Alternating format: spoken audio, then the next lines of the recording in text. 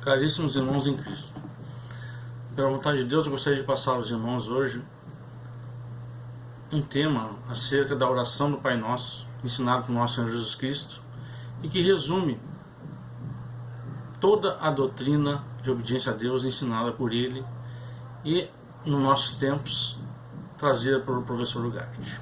Esse tema foi escrito pelo irmão Francisco Moraes em 1989 e nos fala o seguinte: a grandeza da lei da obediência a Deus, amados irmãos, nos faz transcender espiritualmente, nos elevando a um estado de consciência superior, ao ponto de olharmos o mundo que nos rodeia, que parecia uma verdade aos sentidos físicos do homem, e por esse conhecimento superior deixa de ser uma realidade. O que é o mundo? Vaidade e só vaidade. Pela obediência a Deus, nascem em nossos espíritos novos conceitos, outros horizontes, se descortinam aos olhos dos obedientes, afastando então aquele abismo que separava o homem do seu Criador. Eu sou o caminho, a verdade e a vida. Ninguém vai ao Pai senão por mim, nos fala São João 14,6. Pela obediência ensinada por nosso Senhor Jesus Cristo, a verdadeira vida vai passo a passo se manifestando e o Deus desconhecido se faz conhecer. Deus, a razão suprema de tudo quanto existe, pois sem Ele nada existiria, é o que ordena, dirigindo todo o universo visível e invisível. Diante dele, nada, mas nada mesmo, é livre de sua onipotência. Na existência de um só Espírito, de uma só vida, compreendemos, amados irmãos, na grandeza dessa verdadeira vida que nele vivemos e nos movemos.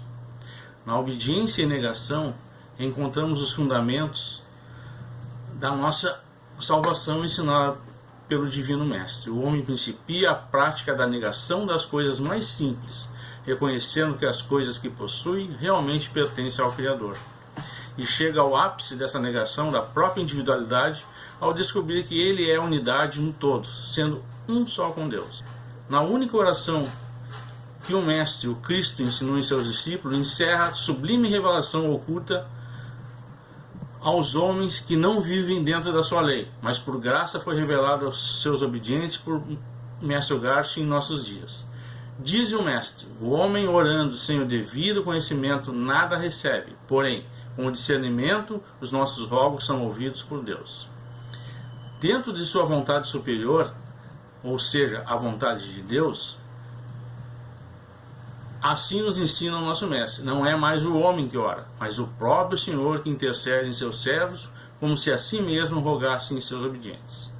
Ensina seu professor na página 133 do seu livro das duas grandes leis espirituais a respeito de nosso Senhor Jesus Cristo o seguinte: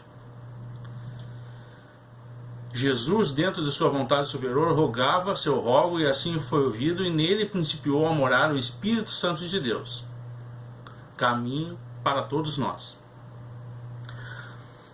Pai nosso que estás nos céus. Como irmãos compreendemos essa afirmação? Que sentido oculto encerra? Em primeiro lugar, o reino dos céus que nos fala o Senhor é o reino dentro de nós, como nos diz o Evangelho. O reino dos céus dentro de vós estás. Fala em Lucas 15:21. Reconhecemos assim que Ele é o Pai de nossos espíritos, que mora nos céus. Por conseguinte, se é o céu um estado de consciência que se adquire, se conquista pela prática da doutrina de obediência a Deus. Logo, o Pai, esse que mora no céu, está em nós. Esse mistério aos poucos ficará mais claro quando toda a fé praticarmos a santa doutrina de obediência a Deus. Santificado seja o teu nome. Meus irmãos, não existe nos evangelhos as seguintes expressões: sede santos como Deus é santo, fala Pedro 1,16. Entendemos não segundo o critério humano pelas aparências externas. Devemos confessar, contudo, que as coisas exteriores não produzem a força suficiente de transformar-nos internamente. Esclarece-nos o professor Ugarte em sua obra: transformemos o homem interior, o espírito, e teremos transformar o homem externo. Na vida espiritual, todo esforço começa por uma disciplina, isto é, o domínio sobre nós mesmos. Significa santificado seja a vontade de Deus, o teu nome, ou seja, por sua vontade. Compreendemos segundo o professor, que toda a vontade de Deus é santa. Sendo ele santo, nada poderia sair dele que não fosse santo. Do perfeito, tudo que gera será perfeito. Do que Deus criou, tudo que Deus criou é santo. Todas as coisas que os nossos olhos possam contemplar na natureza, em todo o universo, enfim, tudo é santo. Ele é o Pai de nossos espíritos e de tudo quanto possuímos. Somos dele. Ele santifica o seu nome, a sua vontade em seus servos, que somos nós, que o obedecemos. Venha, já feita a tua vontade, como no céu, assim também na terra. Estamos com essa expressão suplicando por sua vontade entrar no seu reino. Devemos ser presentes, meus irmãos, que nesse reino todos são conscientes da obediência a Deus. Nesse reino, ninguém é livre, ninguém pode pensá-lo, pois é uma só vontade, um só Espírito, uma só vida universal. Ficamos maravilhados pela revelação da nossa doutrina, por essa mensagem trazida dos céus. Ele é para nós o grande restaurador da verdade, o divino conhecimento que nos faz entrar nesse reino onde todos os anjos são uníssonos nessa única vontade. Aqui, o professor nos revela que pela prática da obediência a Deus, estamos participando dos reinos de Deus. Somos como anjos, também cidadãos dos céus. Assim também na terra. Devemos reconhecer que a vontade de Deus dirige o universo visível e invisível, em toda a sua agressão, além da compreensão humana. O pão nosso de cada dia nos dá hoje. Diz o professor com a sua grande sabedoria esclarecendo esse texto: para viver a vida verdadeira, comamos o pão, mente de Cristo, feita por Deus, um estado de consciência universal que adquirimos pensando que em tudo obedecemos a Deus, dentro dos seus mandamentos e estatutos. O pão que ele pede em seus servos é fazer em nós a sua vontade, pois realmente com a sua vontade está a sua vida. Lembremos-nos das palavras de nosso Senhor Jesus Cristo dirigidas aos seus discípulos: uma comida eu tenho que vós não conheceis.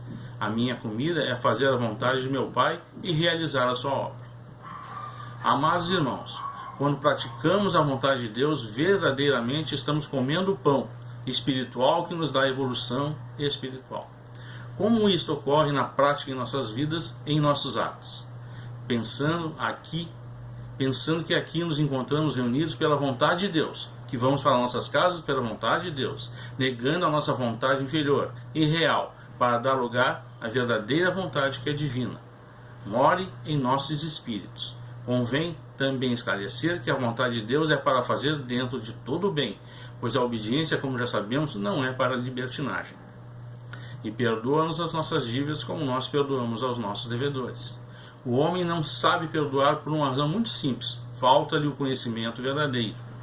É a graça de Deus que nos tocou no coração, fazendo-nos ver as nossas dívidas, reconhecendo em primeiro lugar a nossa dívida maior, a lei de liberdade que pensávamos possuir.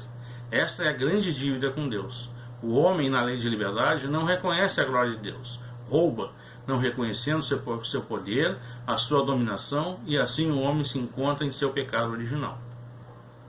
Quando ingressamos na lei de obediência a Deus, fizemos justiça ao nosso Pai, pois reconhecemos que o seu poder sobre tudo que existe, nossas vidas, nossos corpos, nossos espíritos, tudo quanto possuímos, pois realmente tudo lhe pertence e tudo é dele e para ele. Lembremos das palavras do Senhor: se os vossos pecados forem vermelhos como o carmim, se tornarão brancos como a alva lã. Nos fala em Isaías 1,18. Na obediência aperfeiçoada em nós, Deus perdoa nossas ofensas, nossas dívidas. Da mesma forma devemos perdoar os nossos devedores, os que ainda se encontram na lei de liberdade, fazendo as suas vontades e os desejos da carne. E não nos deixes na tentação, mas livra-nos do mal. As causas de todas as transgressões dos homens são, na verdade, efeitos e não causas, mas sim têm sua origem em sua desobediência à vontade de Deus. Os crimes e delitos são resultados da lei de liberdade que o homem se encontra.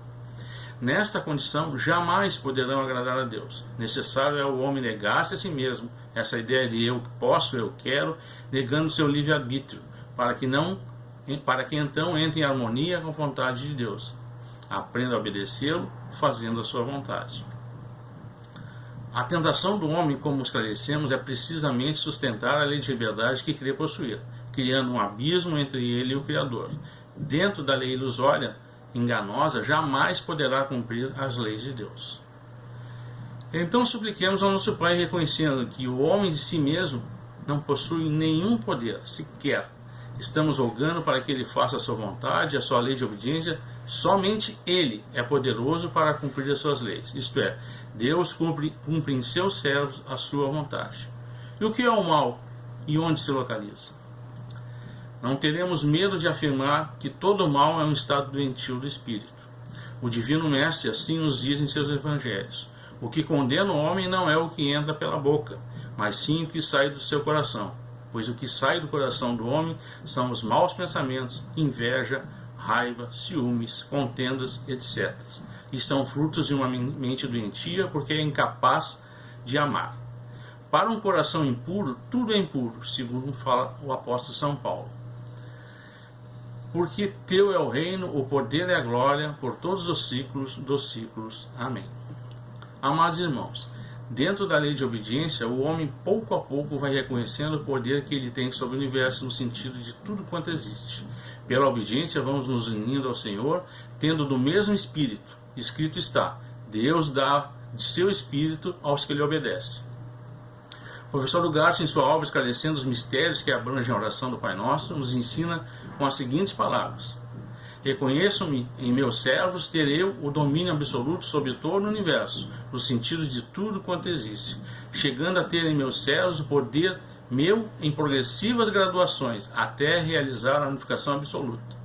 Poder em que todos nós poderemos alcançar, seguindo ao Senhor, que renunciou à sua vontade inferior, irreal, ilusória e enganosa, para tomar a verdadeira vontade real e dizer como ele o fez e o praticou: eu faço a minha vontade divina.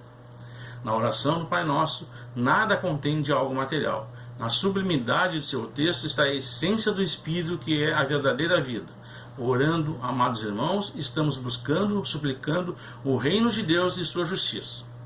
Que Deus esteja conosco e que Deus nos ampare e continue nos iluminando dentro da sua doutrina.